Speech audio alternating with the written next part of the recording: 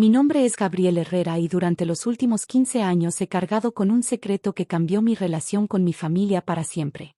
Mientras mi hermano mayor, Sebastián, presumía su éxito como gerente de ventas en una concesionaria automotriz, yo trabajaba silenciosamente como ingeniero en sistemas para una empresa petrolera multinacional, ganando 3 veces más que él sin que nadie lo supiera. La casa familiar donde crecimos, una construcción de 2 plantas en la colonia del Valle con jardín amplio y 5 habitaciones, siempre había sido el orgullo de mi padre.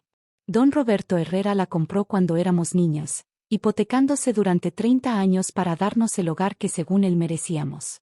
Lo que nadie sabía, ni siquiera mi padre hasta el día de su muerte, es que desde hace 15 años yo había estado pagando esa hipoteca en secreto. Todo comenzó cuando tenía 23 años y acababa de conseguir mi primer trabajo como ingeniero junior. Mi salario inicial de 45,000 pesos mensuales era respetable, pero veía cómo mi padre se levantaba cada madrugada para ir a su trabajo en la fábrica de textiles, preocupado por los pagos mensuales de la casa. Sebastián, 5 años mayor que yo y ya establecido según él, contribuía ocasionalmente con algunos miles de pesos cuando se acordaba, pero siempre presumiendo su generosidad como si fuera el salvador de la familia. La mañana después del funeral de mi padre, hace exactamente una semana, me dirigí a la casa familiar para ayudar con los trámites pendientes. El olor a flores marchitas de las coronas funerarias todavía impregnaba el aire del recibidor, mezclándose con el aroma familiar de los muebles de madera que mi madre había pulido durante décadas antes de morir 3 años atrás. Sebastián estaba sentado en el sillón principal de la sala, el mismo donde mi padre veía las noticias cada noche, revisando papeles con una expresión de satisfacción que me resultó inquietante. A sus 35 años, había desarrollado la costumbre de comportarse como si fuera el patriarca de la familia, especialmente después de la muerte de mamá. Gabriel, me saludó sin levantar la vista de los documentos. Qué bueno que llegaste. Tenemos muchas cosas que discutir. Me senté frente a él, notando que había organizado todos los papeles de papá sobre la mesa de centro de vidrio que mamá tanto cuidaba. Escrituras, pólizas de seguro, estados de cuenta bancarios, todo estaba esparcido como si fuera el inventario de una empresa. ¿Cómo te sientes?, pregunté, aunque la pregunta sonó vacía en el ambiente tenso de la casa vacía. Bien, considerando las circunstancias, respondió, finalmente mirándome. Pero hay que ser prácticos. Papá ya no está, y alguien tiene que hacerse cargo de sus responsabilidades. Sus palabras tenían un matiz que no me gustó. Sebastián siempre había tenido la habilidad de convertir cualquier conversación en una demostración de su supuesta superioridad, pero algo en su tono esa mañana era diferente, más posesivo. ¿De qué responsabilidades hablas?, pregunté, aunque ya empezaba a intuir hacia dónde se dirigía la conversación. Sebastián se reclinó en el sillón, cruzando las piernas con una actitud que me recordó dolorosamente a nuestro padre cuando tomaba decisiones importantes. La casa, obviamente, dijo como si fuera lo más natural del mundo. Papá me dejó todo a mí. Como el hijo mayor, es mi responsabilidad decidir qué hacer con la propiedad familiar. Una sensación fría comenzó a extenderse por mi estómago. ¿Te dejó todo a ti? ¿Hay un testamento? Sebastián sonrió, pero no era una sonrisa cálida. Era la sonrisa que usaba cuando creía que había ganado una discusión antes de que comenzara. No hay testamento formal, admitió, pero por ley, como el primogénito, tengo derecho preferencial. Además, seamos honestos, Gabriel. Yo he sido quien ha mantenido esta casa funcionando desde que mamá murió. Esa afirmación me golpeó como una bofetada. Durante los últimos 3 años, desde la muerte de mamá, yo había estado visitando a papá 3 veces por semana, llevándole comida, medicinas, acompañándolo a citas médicas. Sebastián aparecía los domingos para almorzar y se iba antes de que terminara el fútbol en la televisión. Mantener la casa funcionando, repetí, tratando de mantener mi voz controlada. Sí, Gabriel. Mientras tú jugabas con computadoras en tu oficinita, yo me hice cargo de las decisiones importantes. Los arreglos, las mejoras, las responsabilidades reales. Se levantó y comenzó a caminar por la sala, sus pasos resonando en el piso de mármol que mi madre había elegido hace 20 años. Por eso he tomado una decisión, continuó, deteniéndose frente a la ventana que daba al jardín donde jugábamos cuando éramos niños. Voy a vender la casa. Las palabras quedaron suspendidas en el aire como una sentencia. La casa donde habíamos crecido, donde mamá había muerto, donde papá había pasado sus últimos días, reducida a una transacción comercial. ¿Vender?, pregunté, sintiendo que mi voz sonaba lejana. El mercado inmobiliario está muy bueno, explicó Sebastián con el mismo tono que usaría para discutir el precio de un auto. Un corredor me dijo que puedo sacar al menos 4 millones por esta propiedad. Se giró hacia mí, sus ojos brillando con una codicia que nunca había visto tan claramente. Por supuesto, te daré tu parte. Digamos 1 millón de pesos. Es generoso, considerando que tú nunca contribuiste realmente al mantenimiento de esta casa. Mi teléfono vibró en ese momento.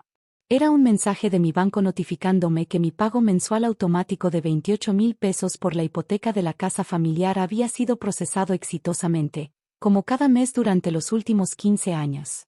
1 millón de pesos, repetí lentamente. Sí, creo que es justo, afirmó Sebastián, claramente satisfecho con su generosidad imaginaria. Podrás comprarte un departamento pequeño, algo apropiado para alguien soltero sin muchas responsabilidades. La condescendencia en su voz era insoportable, pero mantuve mi compostura. Durante años había aprendido a mantener mis emociones bajo control, especialmente cuando se trataba de mi familia. ¿Y qué hay de la hipoteca?, pregunté tranquilamente. Sebastián rió, un sonido áspero que llenó la sala vacía. ¿La hipoteca? Gabriel, papá terminó de pagar esa hipoteca hace años. Esta casa está libre de gravámenes desde hace tiempo. Su ignorancia era tan completa que casi me daba pena. Durante 15 años había estado pagando religiosamente 28,000 pesos mensuales, más los seguros, más los impuestos prediales, más las cuotas de mantenimiento del fraccionamiento. Un total de más de 6 millones de pesos a lo largo de los años. ¿Estás seguro de eso?, pregunté, abriendo mi mochila de cuero que siempre llevaba conmigo. Por supuesto que estoy seguro, respondió Sebastián con irritación. ¿Crees que no conozco la situación financiera de mi propia familia? Saqué una carpeta manila que contenía 15 años de documentos cuidadosamente organizados. Facturas, recibos, estados de cuenta, correspondencia bancaria, todo meticulosamente archivado por fecha. ¿Estás seguro de eso?, repetí, colocando la carpeta sobre la mesa de centro. Sebastián frunció el ceño y se acercó a la mesa. ¿Qué es esto? Ábrela, le dije simplemente. Con una expresión de confusión creciente, Sebastián abrió la carpeta. El primer documento que vio fue el recibo de pago más reciente, pago de hipoteca, Casa Calle Insurgentes 847, Colonia del Valle, beneficiario, Roberto Herrera, pagador, Gabriel Herrera Ruiz, cantidad, 28,000 pesos. Su rostro pasó de confusión a incredulidad mientras hojeaba los documentos. Recibo tras recibo, año tras año, todos a mi nombre. Esto no puede ser real, murmuró, su voz perdiendo toda su arrogancia anterior. Página 47, le dije calmadamente. Ahí está el primer pago que hice, en enero de 2009. Tenía 23 años y acababa de conseguir mi primer trabajo. Sebastián buscó frenéticamente la página indicada. Cuando la encontró, su rostro perdió todo el color. ¿Por qué?, preguntó con voz quebrada. ¿Por qué pagaste tú la hipoteca? Porque vi cómo papá se preocupaba cada mes por el dinero, expliqué pacientemente. Porque sabía que con su sueldo de la fábrica apenas le alcanzaba para los gastos básicos. Y porque, contrario a lo que siempre has creído, mi trabajo con computadoras me permitía ayudar a la familia sin hacer espectáculo. Me levanté y caminé hacia la ventana desde donde se veía el jardín que había sido mi refugio durante la infancia. Durante 15 años pagué no solo la hipoteca, sino también los seguros, los impuestos prediales, las cuotas del fraccionamiento, e incluso las reparaciones mayores que se necesitaron. Sebastián seguía leyendo los documentos, su respiración volviéndose más agitada con cada página. ¿Papá sabía?, preguntó finalmente. No, respondí. Le hice creer que había negociado una reducción en los pagos mensuales con el banco. Él murió pensando que había logrado pagar su casa con su propio esfuerzo, y eso era lo importante. El silencio que siguió fue denso, cargado de 15 años de malentendidos y suposiciones erróneas. Esto significa que, comenzó Sebastián, pero no pudo terminar la frase. Significa que esta casa está legalmente a mi nombre desde hace 5 años. Cuando terminé de pagar la hipoteca completa, completé por él. Significa que todos esos pagos que tú ocasionalmente hacías de ayuda representaron menos del 3% del costo real de mantener esta propiedad. Saqué otro documento de la carpeta, la escritura actualizada de la casa, donde mi nombre aparecía como único propietario legal. Y significa que tu plan de venderla por 4 millones y darme 1 millón de generosidad es, legalmente hablando, imposible. Sebastián se dejó caer en el sillón, los documentos esparcidos a su alrededor como evidencia de una vida construida sobre suposiciones falsas. ¿Qué vas a hacer?, preguntó con voz apenas audible. Me senté frente a él, viendo por primera vez en años a mi hermano mayor realmente vulnerable, despojado de toda su arrogancia habitual. Nada, respondí simplemente.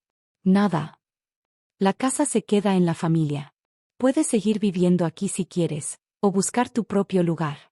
Esa decisión es tuya. Sebastián me miró con una mezcla de confusión y gratitud que me resultó extrañamente familiar. Era la misma expresión que tenía cuando éramos niños y yo lo ayudaba con sus tareas de matemáticas. ¿Por qué?, preguntó. Después de todo lo que te dije. Porque eres mi hermano, respondí, guardando los documentos de vuelta en la carpeta. Y porque esta casa nunca fue solo mía o solo tuya. Es el lugar donde crecimos, donde mamá nos crió, donde papá construyó sus sueños. Me levanté para irme, pero antes de llegar a la puerta me volví una última vez. Pero Sebastián, si alguna vez vuelves a decir que yo nunca aporté nada a esta familia, tenemos esta conversación otra vez. Y la próxima vez, tal vez no sea tan generoso. Los meses que siguieron trajeron cambios profundos en nuestra relación familiar. Sebastián se mudó a un departamento más pequeño, pero siguió visitando la casa regularmente, ahora con una humildad que nunca había mostrado antes. Comenzó a ayudar realmente con el mantenimiento, no como el dueño benevolente que creía ser, sino como un hermano que finalmente entendía el valor del trabajo silencioso. Yo mantuve la casa tal como estaba, convirtiéndola en un punto de reunión familiar para las pocas ocasiones especiales que celebrábamos. El jardín que tanto amaba mi madre sigue floreciendo, cuidado ahora por ambos hermanos que aprendimos que el verdadero valor de un hogar no se mide en escrituras o pagos, sino en los recuerdos y el amor que se construyen dentro de sus paredes. A veces, cuando estoy solo en la sala donde tuvimos esa conversación, miro la mesa de centro donde esparcí 15 años de sacrificio silencioso, y me pregunto cuántas familias viven construidas sobre suposiciones que nunca se cuestionan. ¿Cuántos actos de amor pasan desapercibidos porque se realizan sin fanfarria, sin reconocimiento, sin la necesidad de presumir? La casa sigue siendo lo que siempre fue, un hogar. La diferencia es que ahora todos sabemos exactamente quién hizo posible que siguiera siéndolo.